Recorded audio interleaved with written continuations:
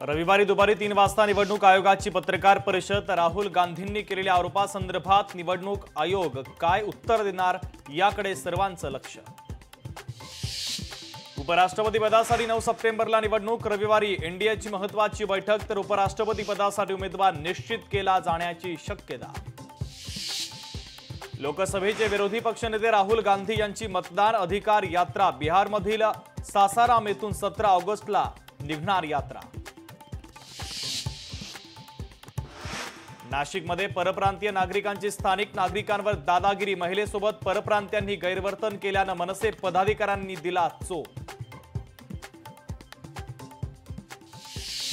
मानखुर्दमध्ये का गोविंदाचा मृत्यू। दहीहंडीचा दोर बांधताना दुर्घटना। मानखुर्दच्या बालगोविंदा पथकातील एका गोविंदाचा मृत्यू। लोकशाही मराठी ऐका, पहा, जागरूक रहा।